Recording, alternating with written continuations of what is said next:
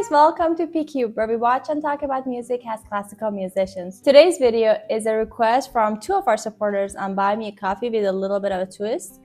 Mark and George suggested Bad Company. One of them suggested Shooting Stars and the other one suggested another song. We put them together and we're gonna do Shooting Star today because I think that's the best way, or that's the best place to start Bad Company. If you remember, we watched Free, which I can put the link for that video, and the lead singer and one of the other members of that band went away and then they formed that Bad Company band together. So now we're gonna listen to the new band that they made. So thank you, Mark and George, for your support and for your suggestion. And if you guys like that, we will definitely do more Bad Company in the future. So without any further ado, let's go ahead and start listening.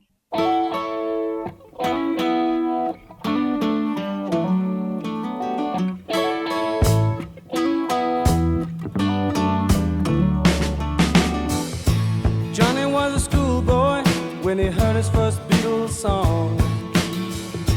Love Me Do, I think it was, and from there it didn't take him long. Got himself a guitar, used to play every night.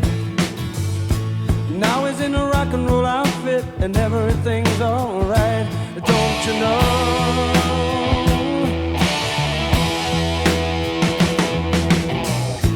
Johnny told his mama, hey mama, I'm going away. I'm gonna hit the big time, gonna be a big star someday, yeah.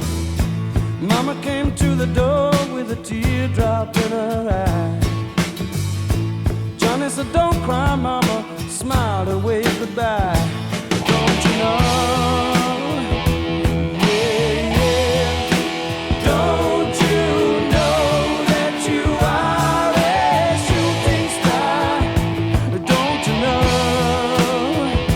Don't you know? Well, until now, I'm counting the guitar electric as a singer because from the balance and also from the, how they give the value with the exactly the loudness and also the melodies that they gave to the electric guitar. It acts as a second singer. Yeah, definitely. I'm enjoying the storytelling vibe that it's going on. So I feel like I'm just on a journey to hear what is happening, and I'm curious about Johnny now to see what happens. So here, let's go listen to maybe 2 more minutes of it.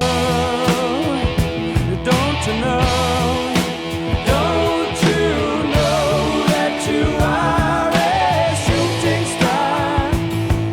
In all the world will love you just as long as you are.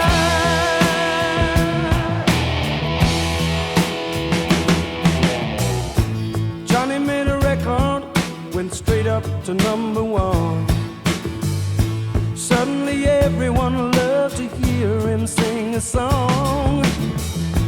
Watching the world go by, surprising it goes so fast. Johnny looked around him and said, well, I made the big time at last. Don't you know? Don't you know? Don't you know that you are a shooting star? Don't you know? Whoa, yeah.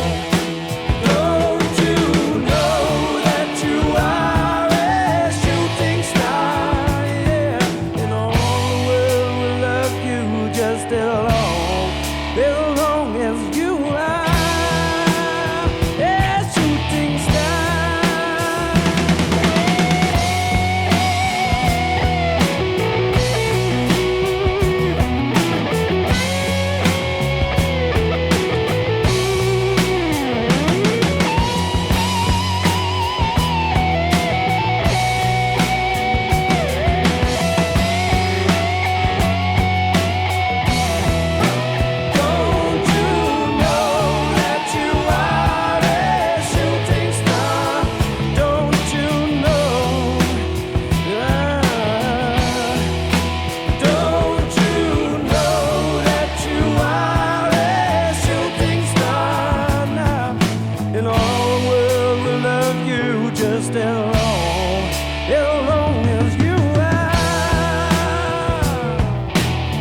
let's pause here. That was, I think that was a good section of the song to have an idea of the vibe of the band. I really love his voice a lot. I loved his voice a lot in that other song that we'll listen to. And I feel like his delivery is very charming in a way that he's not putting a lot of, it sounds really effortless. I don't know if he's actually like trying to do it. It really sounds effortless. It feels like he's just like conversing with you, but in a very intimate way. But at the same time, it has a lot of ups and downs in a very subtle way. So it doesn't shout drama, but at the same time there are so many delicate subtleties in his voice that when you really be like focused on it, they're so beautiful. I really love this kind of like textured voice that is, I don't know how to even describe the color of his voice, but it's kind of like there is like a roughness to it, but there's like a little bit of a raspiness, but it's also like, I don't know, it's just conversational at the same time. Yeah, you said it beautifully about the voice, and now I want to say that in the middle part, like before you pause, and in a semi like solo, like it was a very very small solo part of the electric guitar, but the funny thing was that there was another electric guitar, maybe it was the same, and you know, they were playing like another string at the same time and then play the melody at the same time, but there was another sound that it was like the whole time like like that. I heard that. And it was just, yeah, I was like, interesting idea, just to make this environment and to just make this atmosphere of this really like raspy like scratchy voice. They were just like making this, I don't know if I'm sure it has a name for this song that is so distorted. And it was so interesting. I think I never realized, at least in another song, that they use the whole time like this complete thing to make an atmosphere. It was interesting. Johnny died one night, died in his bed. Bottle of whiskey, sleeping tablets by his head. Johnny's life passed him by like a warm summer day. If you listen to the wind, you can still hear him play.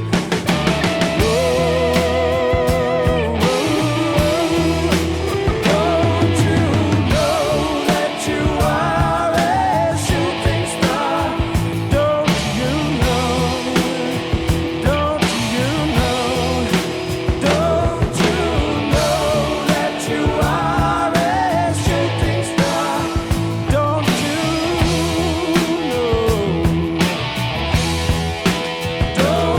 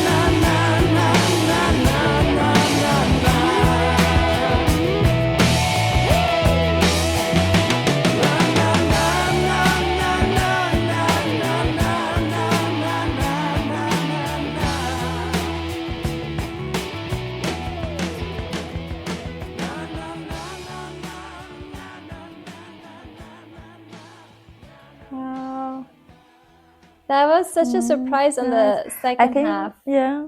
of the song, that it kind of went from really like structured verse chorus and really structured motifs and phrases in the instrumentation. The second half went kind of like, I know it was not improvised because this is studio version, but it really felt like they are just improvising. And then the guitar was doing itself, like whatever, and then he was singing, kind of like improvising on the same melody. I actually really enjoyed the second part. I know we got finished the story in the first half, and that was just such a sad. I was not. I don't know why. Whatever we listen to these days is just sad songs. But he died at the end. I was not expecting. I don't know why I'm laughing, but he died at the end. That was sad. But I really enjoyed the second half of the song a lot, because it kind of like, I don't know, it really felt like spontaneous, like making on the spot, but at the same time so beautiful. And then they were using the, obviously the material that we heard, like the motifs that we heard in the first half. So that was such a cool, I like the structure to be like really kind of more strict and then free at the end of it. There's so many songs that they kind of like follow this structure, but I think that really it's enjoyable to listen to. Yeah, and I think the instrumentation and how the song was made was giving you this message that, okay, yeah, there is a music and it's good, but listen to the story. It's more important, you know, like it was the music in the background was just a tool and just to help this story to get easier into your ears or something, and it was really saying that, okay, yeah, it's cool, but just it doesn't have to take your focus, and you have to just put all your focus on the story. And the singer did a very good job to deliver this story. And I have to say that the instrumentation was so like minimal. It was like 2 layers of electric guitar. I don't know if there was 2 or I think it 1 was electric, 2. but the sound was 2 layer. Most of the time with this sound, the big just sound that was already always there, and just also the melody that was coming and going, and also the drums and the bass. And the interesting part was that these layers, this like in my ear 3 layers of the guitar electric and drums and the bass guitar, the 3 of them was playing in different, not speeds, maybe it's also a good word, but no, like the feeling of different speeds. Like the guitar electric guitar was very like I don't know, slow, had this feeling of like slow and very like long notes, and like really it was taking its time. And the drums was kind of the feeling of the speed was kind of in the middle, and it was just like da da. It wasn't like very very slow like the electric guitars, but it was just in the middle. But the funny part was that the bass guitar was really like active there. You couldn't really, if you didn't actively listen to it, you wouldn't realize it, but it was actually really active, and it was more active than the other ones. It was like more faster, it was doing more jumps and up and downs, more like different and with more jumps and more active melodies. It was playing, and also like faster and more active. And yeah, that I think the bass guitar was really helping that the whole song was not like sitting, it was going forward and just helping it to just go. And interesting. go, Yeah, I agree. I want to talk about, because I think first of all, the chorus was just like so simple, but at the same time so beautiful. So I just wanted to like talk a little bit about that how they chose the melody that is kind of like so catchy, but not in a, I don't know, not in a lame way. I don't know why. So it's very easy to sing. I feel like it's easy to remember, but at the same time, there is like such sincerity to it, because I think they're using a lot of ascending melodic line, so as they go sorry but for the wrong pitches, and then but I feel like that makes it very simple and accessible, but then at the same time emotional, very emotional, even though it was so simple. And speaking of that, I feel like we talked about the story of the lyrics a little bit, but it was, even though I guess we can't really personally relate to the lyrics, but that's something that we hear a lot, that like storyline of how it starts, like a young person wants to go get famous, he's probably very talented, and then he just goes, and then sudden fame, and then it just like, I don't know, excessive, I guess in this case was alcohol or like whatever drug or whatever, and then it's just like a shooting star basically, just like the song, it's like for a moment you're bright and then it's gone. I feel like I find it so, I mean, it's, first of all, it's so sad, but at the same time I feel like it was probably, and it still is, so common that that's not an unfamiliar theme. That's like, I feel like that, and the other theme that we hear a lot in this genre especially is the fact that like being on the road and how it feels to kind of go from town to town, like being a touring artist. That also, I think that's a theme that these artists would explore a lot, because that was also like a personal experience. I'm not sure if this is a personal experience, but it was interesting that like it was so common and they would see it or experience it a lot, that they would like sing a lot of songs about it. So that was something that I guess, like, even though I can't, or we can't personally relate, but I think because of the choice of the melody and instrumentation and how sincere his delivery is, you can still like really get connected and get invested in the story and really like get touched by what's happened basically to Johnny, or a lot of other artists that this probably had happened to them. And I also love that, again, back to the lyrics, that the way that he was telling this story, it was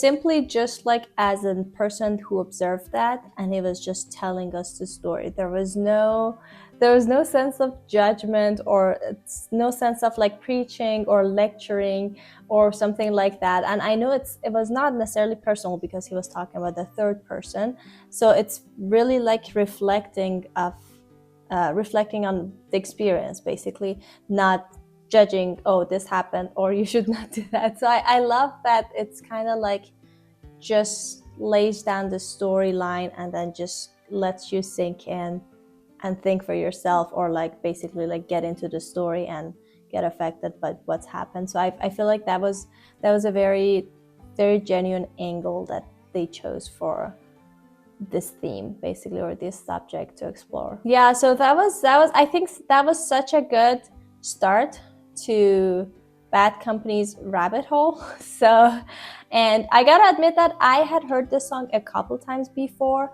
so I was a tiny bit familiar with that, but it was my first time to actually like really listen to it. But I'm so open to explore more Bad Company. I don't think I've ever heard anything else. So thank you, Mark and George, for your song suggestion and for your support again. And thank you guys for watching us. Please don't forget to like this video, subscribe to our channel if you haven't already, and drop your comments below.